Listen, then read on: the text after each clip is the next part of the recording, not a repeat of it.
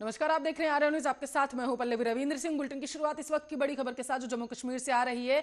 DDC चुनाव के पहले चरण का मतदान जारी है। आपको बताते चले मतदान के लिए लोगों में उत्साह। पहले चरण की 43 सीटों पर वोटिंग जारी है। इस वक्त की बड़ी खबर आर्या न्यूज के जरिए लगातार आप सुन पा रहे हैं। जम्मू कश्मीर से इस वक्त की बड़ी खबर, डीडीसी चुनाव के पहले चरण के लिए मतदान जारी है। मतदान के लिए लोगों में उत्साह देखने को मिला है। जानकारी के अनुसार 5.37 लाख प्रतिशत की जो वोटिंग है वो अब तक हो चुकी है। 43 सीटों पर आपको बताते चले मतदान हो रहा है। जम्मू कश्मीर में डीडीसी चुनाव के पहले चरण का मतदान अभी जारी है। इस वक्त की बड़ी खबर आर्या न्यूज के जरिए लगातार आप सुन पा रहे हैं। आपकी जानकारी के लिए आपको बताते चले कि जम्मू कश्मीर में डीडीसी चुनाव को लेकर के वोटिंग लगातार जारी है। पहले चरण के 43 सीटों पर मतदान हो रहा है।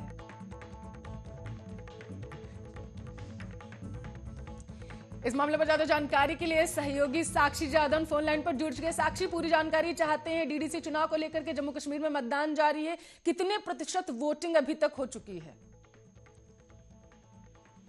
बिल्कुल पल्लवी, जिस तरीके से जम्मू कश्मीर में जिस तरीके से जो है धारा 370 हटने के बाद ये पहला चुनाव बताया जा रहा है, जहाँ पर डीडीसी यानी कि जिला विकास परिषद का ये चुनाव हो रहा है, जहाँ पर बहुत ही महत्वपूर्ण ये जो चुनाव है बताया जा रहा है। बता दें ये जो चुनाव की प्रक्रिया है सुबह 7 बजे शुरू हो चुकी है और ये बता दें दोपहर 2 बजे तक चलेगी। और साथ ही बता दें ये जो प्रक्रिया चुनाव की 19 दिसंबर तक चलने वाले, जहाँ पर ये 8 स्टेजों में ये वोटिंग की जाएगी। साथ ही मैं आपको बता दूं 22 दिसंबर को इन सभी वोटिंग का रिजल्ट आएगा। और साथ ही जो आज मतदान किए जा रहे हैं पल्लवी, उनमें 1475 उम्मीदवार है जिनकी भाग्य का उनकी किस्मत का फैसला जो है आज किया जाएगा। साथ ही मैं बता दूं जिस तरीके से 2019 में खासतौर से 5 अगस्त में जब धारा 370 को हटाया गया था, उसके बाद ये पहला चुनाव है। और इस चुनाव को लेकर जो है जितनी भी तमाम विपक्षी पार्टियां हैं वो अनुच्छेद 370 को निरस्त किए जाने के बाद लगातार विरोध कर रही है। और ऐसे में जो चुनाव है ये काफी महत्वपूर्ण जो है देखा जा रहा है। सुरक्षा व्यवस्था के लिहाज से अगर साक्षी देखें तो कैसी व्यवस्थाएं वहां पर की गई हैं? क्योंकि जो बीजेपी हो लगातार आरोप लगा रही थी कि क्योंकि वहां पर डीडीसी के चुनाव होने हैं तो विपक्ष जो है वो वहां पर अव्यवस्था फैलाने की कोशिश कर सकता है। क्या व्यवस्था? बिल्कुल पहले कहा आपने, जिस तरीके से जो विपक्ष है वो खासतौर से मैं बात करूं अलायंस की, जो कि है people's alliance for Gupkar declaration, जिस तरीके से उसने बढ़ जोड़ कर जो है लगातार इसको रोकने के लिए कोशिश कर रहा था। ऐसे में जो सुरक्षा के लिहाज से काफी चौबंद सुरक्षा व्यवस्था की गई है। और ऐसे बता दूं मैं आपको, ये जिस तरीके से हमने कल देखा, खुद जो वो है मुफ्ती है उनको जिस तरीके से जो हाउस अरेस्ट किया गया था और सभी जो व्यवस्थाएं वो भी की गई थी। और ऐसे में हम ये भी नहीं बोल सकते पल्लवी, जिस तरीके से जो कोरोना का कहर भी जारी है, ऐसे में वो सभी पोलिंग बूथ है उन पर कोरोना की गाइडलाइंस को ध्यान में रखते हुए भीड़ को नियंत्रित करने का फैसला भी लिया जा रहा है। और साथ में बिल्कुल, बहुत बहुत शुक्रिया, बहुत बहुत शुक्रिया आपका इस तमाम जानकारी के लिए। जम्मू कश्मीर से इस वक्त की बड़ी खबर आप तक पहुंचा रहे थे।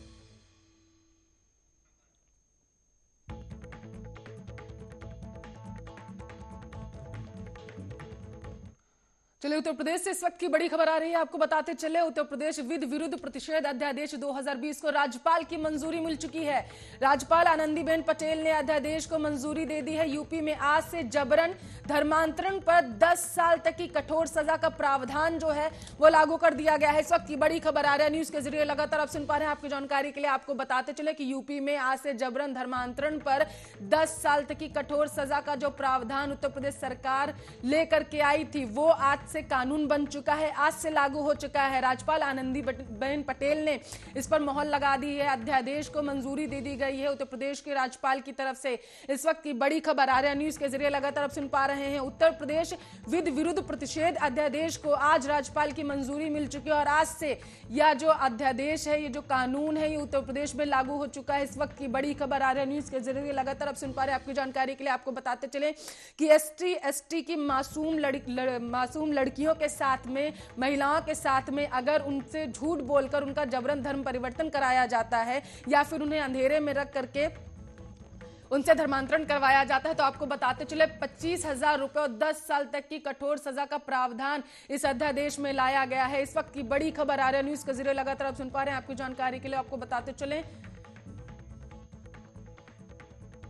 इस मामले पर ज्यादा चर्चा करने के लिए समाजवादी पार्टी के प्रवक्ता हैं नावेद सिद्दीकी जी हमारे साथ फोन लाइन पर जुड़ चुके हैं। सिद्दीकी साहब, स्वागत है आर्या न्यूज पर। थैंक यू पल्लवी जी, बहुत बहुत धन्यवाद। अध्यादेश जो है वो आज से लागू हो चुका है। राज्यपाल आनंदीबेन पटेल की मंजूरी भी मिल चुकी है। क्या प्रतिक्रिया आपकी? देखिए, ऐसा है कि कानून लाने से अच्छा है कि सबसे पहले तो उन दोषियों को सजा दी जाती जिन्होंने मेरठ में एक बहन के 15 टुकड़े कर दिए। वो जो है, फिर उसके बाद हाथरस को ले लीजिए, हाथरस में जो मासूम बच्ची के साथ हुआ उसको न्याय नहीं मिला। तो कुछ ऐसी चीजें होनी चाहिए जो निकल कर सामने आती। ये अपना डेवलपमेंट छुपाने के लिए ये इनका एक दूसरा फॉर्मूला है भारतीय जनता पार्टी का, जो अक्सर कामयाब होता है, क्योंकि ये अपना फॉर्मूला जानते हैं कि क्या हमें करना है। पहले इनका फॉर्मूला था राम मंदिर खैर माननीय सर्वोच्च न्यायालय ने उसका वर्डिक्ट आ गया, इन्होंने कुछ नहीं किया उसमें, लेकिन सुप्रीम कोर्ट का वर्डिक्ट आया। उसके बाद अब इनके पास कुछ बचा नहीं, तो अब ये लव जिहाद पे शिफ्ट हो गए हैं। ये धर्म के ऊपर ये कहते हैं ना कि देखिए रिलीजियस ब्लैकमेल या आप इस अध्यादेश को लव जिहाद से कैसे जोड़ सकते हैं नावेद जी? आप इस अध्यादेश को लव जिहाद से कैसे जोड़ सकते हैं? नहीं, लव जिहाद के ऊपर जो चीजें बातें हो रही हैं, जो ये सारी चीजें निकल नहीं, इस अध्यादेश में कहीं पर भी लव जिहाद जैसे शब्दों का प्रयोग नहीं किया गया है। इसमें यह कहा गया है कि अगर जबरन किसी मासूम नाबालिग का धर्मांतरण कराया जाता है, झूठ बोला जाता है, उससे शादी की जाती है और उसके बाद उसका धर्म परिवर्तन कराया जाता है, चाहे वो किसी भी धर्म से रिलेटेड क्यों ना हो, तो उस पर 10 साल की सजा का कठोर जो सजा है उसको दी जाएगी। लव जिहाद जैसे शब्दों का कहीं प्रयोग नहीं किया गया। नहीं, लगातार देखिए पूरे देश में लव जिहाद के ऊपर डिबेट्स हो रही हैं, सारे चैनल पे लव जिहाद, तो ये कहीं ना कहीं लव जिहाद ही तो है। लव जिहाद की बात कर रहे हैं, और लव जिहाद तो साथ कभी आ ही नहीं सकते। अध्यादेश में शब्द का प्रयोग है नावेद जी? ठीक है, बीजेपी के प्रवक्ता है संदीप दुबे हमारे साथ फोन लाइन पर जुड़ चुके हैं। संदीप जी, स्वागत है आर्या न्यूज पर। जी नमस्कार। अध्यादेश में तो ये कहा गया है कि कोई भी धर्म का व्यक्ति चाहे क्यों ना हो, अगर वो मासूम नाबालिग बच्चियों को बरगला करके उनका जबरन धर्म परिवर्तन कराता है, चाहे वो किसी भी धर्म का क्यों ना हो, तो उसे सजा का प्रावधान होगा। विपक्ष क्यों है तब मचाए है कि नहीं ये लव जिहाद पर कानून आ चुका है? देखिए, मुझे लगता है कि विपक्ष को स्वयं अपने अंदर झांक के देखना चाहिए। अगर भारत की बेटियां ही सुरक्षित नहीं रहेंगी, और मानना पड़ेगा कि भेड़िए हर धर्म में है, हर जाति में है, हर बुरे लोग हर जगह हैं। अगर बुराई के खिलाफ लड़ाई लड़नी है तो हम सबको मिलकर लड़ना है। विपक्ष को भी चाहिए कि ऐसे कानूनों का समर्थन करना चाहिए, क्योंकि जनता देख रही है, जनता की नजरों में पहले ही विपक्ष गिरा हुआ है, और ऐसे कानूनों का विरोध करके विपक्ष जनता उसे माफी नहीं करेगी, ऐसे विपक्ष को। मैं दूसरी बात कहता हूँ, इस तरह के कानून इसलिए समाज में जरूरी है, आवश्यक था कि देखिए हमारे देश से कई मैं क्या कहूँ, ऐसे घृणित काम होते थे कि हमारी बहनों को, माओं को, बेटियों को सप्लाई किया जाता था, यहाँ से बाहर भेज दिया जाता था, बाहर ले जाके बेच दिया जाता था, छोटे छोटे बच्चों के साथ बहुत दुर्व्यवहार होता था। तो किसी धर्म, जाति और मजहब के लोगों जो गलत कर रहे हैं उनके साथ कठोर दंडात्मक कार्रवाई होनी चाहिए, ताकि वैसे लोग फिर समाज में पर न पसार पाए। पता नहीं विपक्ष को क्या हो गया है, विपक्ष क्यों ऐसे गुस्से में है, विपक्ष को कोई चीजें क्यों नहीं समझ में आ रही हैं। हमें लगता है विपक्ष की मानसिक संतुलन खराब हो गया। ये कानून जो है समाज हित में है, अध्यादेश में, और इसमें बेटियां सुरक्षित रहेंगी। और देखिए, कोई भी सरकार एक ही काम करती है, संदीप जी, कोई भी सरकारों एक बेहतर माहौल बना के अपने नागरिकों को देती है। और इस विषय पे काफी कोर्ट की तरफ से भी संज्ञान लिया गया, हर क्षेत्र में बात हुई, ऐसे मामले निकल के आए, सरकार ने एक बेहतर कानून बनाया है जो हमारी बेटियों को सुरक्षा प्रदान करे। ठीक है संदीप जी। नावेद जी, अध्यादेश समझ में आया, किस चीज को लेकर पारित हुआ है? नावेद जी, आवाज पहुंच रही है आप तक? अपरिहार्य कारणों की वजह से सपा प्रवक्ता नावेद सिद्दीकी से हमारा संपर्क टूट चुका है, लेकिन संदीप दुबे हमारे साथ लगातार फोन लाइन पर बने हुए हैं। संदीप जी, यहाँ पर जो राजनीतिक रोटियां हैं वो बीजेपी ने भी तो खेलने की कोशिश की है ना। अगर नॉर्मल किसी बच्ची के साथ इस तरीके का जो कृत्य है वो किया जाता है, तो आप लोगों ने 3 साल तक की सजा का प्रावधान दिया है, 3 से 5 साल तक की सजा का। लेकिन अगर SC ST की बच्चियों के साथ इस तरीके का धर्मांतरण का जो कृत्य है वो किया जाता है, तो आप लोगों ने 10 साल तक की सजा का प्रावधान कर दिया। लेकिन तो सीधे तौर पर देखा जा रहा है ना कि राजनीतिक रोटियां तो आपने भी सीखने की कोशिश की यहाँ पर। देखिए, जो जिस तरह की शिकायतें प्राप्त हुई हैं उसमें ज्यादातर ही हमारी जो बहन बेटियां हैं वो उन्हीं समाज से आती हैं। तो हमें लगता है कि जो समाज सदियों से पिछड़ा है, सदियों से न्याय के लिए तरस रहा था, उसको अगर न्याय देना राजनीति है, तो राजनीति तो अच्छे काम के लिए होना ही चाहिए ना। देश में राजनीति को हम लोगों ने गंदा समझ लिया। भारतीय जनता पार्टी तो राजनीति कर रही है समाज के अच्छे हित के लिए, समाज के अच्छे उत्थान के लिए, समाज में जो अंतिम व्यक्ति हो उसको बेहतर करने के लिए। तो कानून सम्मत अगर किसी माँ बहन को अगर विशेष तो अधिकार आप ये मिलता है, कहना तो हम चाहते सबको हैं उसका कि स्वागत अगर अब करना उत्तर प्रदेश की सूबे की सरकार कोई कानून लाएगी तो उस पर ये देख के लाएगी कि कौन सी बच्ची के साथ कौन सा कृत्य किया जाता है, आप ये कहना चाहते हैं? नहीं ये नहीं, देखा देखिए, मैं जाएगा ये कि अच्छा कहना ये चाहता हूं बच्ची कि जो जिस है तरह ये की जनरल जिस समाज कैटेगरी की से आती है घटनाएं नहीं ये आती है, सबसे एसटी से ज्यादा हो आती है रही नहीं हैं, आती है, उस जिस तरीके से समाज लेकर में के आप और कानून जिस लाएंगे, आप समाज ये में कहना चाहते हैं? बच्चों के साथ इस तरह के अव्यवहारिक कृत्य हो रहे हैं, उनके धर्म परिवर्तन किए जा रहे हैं या उनको बरगलाया जा रहा है, उस समाज को तो विशेष अधिकार आपको देना पड़ेगा। तो सरकार ने अगर विशेष अधिकार का प्रावधान किया है, मेरा उसका सवाल मतलब ये सिर्फ नहीं इतना है उसने कि अगर विरोध किया है बीजेपी, किसी इसमें कोई दो राय नहीं है और कि बेहतरीन कानून उत्तर प्रदेश की सूबे की जो सरकार है वो लेकर के आई है और ये बिल्कुल इस तरीके के जो कृत्य हो रहे थे उत्तर प्रदेश में बढ़ते जा रहे थे उस पर कानून बनना चाहिए था। मेरा सवाल सिर्फ ये है कि कानून जब आया है तो उसके दो रूप क्यों हुए हैं? नहीं, इसमें कानून के दो रूप नहीं है, उसको समझने की जरूरत है। कानून का रूप समझाइए, फिर जनता भी समझना चाहती है कि इस कानून में बच्चियों को दो भागों में क्यों बांट दिया गया है। इस तरह के मामले में धर्म परिवर्तन को रोकेंगे।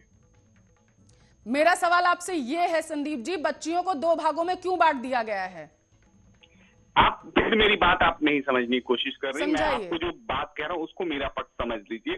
मेरा पक्ष ये है कि 99.99% जो मामले आए हैं प्रदेश में, वो मामले उसी समाज से आए हैं जिस समाज को ज्यादा अधिकार मिला है। तो उस समाज की बहन और बेटियों की सुरक्षा करना, उनको विशेष प्रावधान की तरह उनको प्रोटेक्ट करना सरकार की नैतिक जिम्मेदारी है। तो इस कानून के अंतर्गत उन्हें विशेष प्रावधान दिए गए हैं, उनके सशक्तिकरण पे विशेष जोर दिया गया है ताकि कोई ठीक है, तो विपक्ष जो बीजेपी पर आरोप लगाता है कि आप जातिगत राजनीति खेलने की कोशिश करते हैं, तो उसमें कोई दो राय नहीं है कि विपक्ष कहीं ना कहीं सही है। आप खुद ही इस बात को कबूल कर रहे हैं?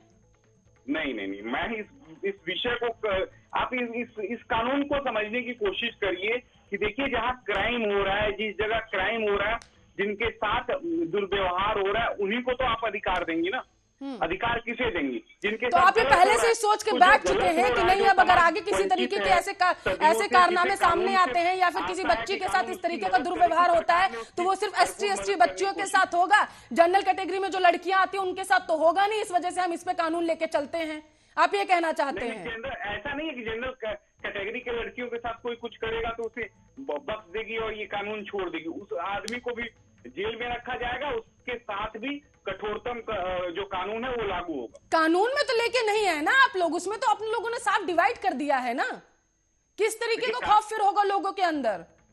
देखिए, ऑलरेडी देखिए, जो नाबालिग हैं, जो इसमें दो चीजें बहुत इंपॉर्टेंट है। एक तो परमिशन है डीएम से, कोई भी इस तरह का काम करता है, शादी करता है, अगर नहीं परमिशन है, कानूनी रूप से वो नहीं कानूनी जागरूक नहीं है, तो उसके साथ तो सरकार कठोर कानून लेके आई है। इसी वजह से इसको दो भागों में हमें देखने की आवश्यकता नहीं है। हमें ये देखने की जरूरत है कि जो सदियों से वंचित आप कानून लेके आ गए सूबे में और हम देखे भी ना, आप ये कहना चाहते हैं आप कानून लेके आ चुके हैं और आप उसे कहीं ना कहीं डिफेंड करने की, कवर करने की कोशिश कर रहे हैं कि नहीं देखिए कानून आ गया, अच्छी बात ये है। आप इस पे ध्यान मत दीजिए कि उसको हमने दो भागों में बांट दिया और राजनीति खेलने की कोशिश की, आप ये कहना चाहते हैं? नहीं, कानून कभी दो भागों में नहीं बंटता, कानून नहीं बंटता। कानून की नजर में सब बराबर हैं। जहाँ जो आपके अध्यादेश में ऐसा कहीं कुछ नजर नहीं आया है कि सारी बच्चियां आपके अध्यादेश में बराबर हैं। उत्तर प्रदेश की सारी मासूम जो बच्चियां हैं जिनके साथ इस तरीके का कृत्य किया जा रहा था वो एक तरीके से समान है, आपके अध्यादेश में कहीं नजर नहीं आया है। बहुत बहुत शुक्रिया आपका। बीजेपी के प्रवक्ता संदीप दुबे हमारे साथ जुड़े हुए थे, तो इस वक्त की बड़ी खबर आप तक पहुंचा रहे थे। राज्यपाल की मंजूरी के साथ ही 2020 का जो अध्यादेश है, जिसको यह माना जा रहा था कि धर्मांतरण पर अंकुश लगाने के लिए लाया जा रहा है, वो पारित हो चुका है और आज से वो लागू हो चुका है, कानून बन चुका है। खबरों की तरफ रुख करते हैं।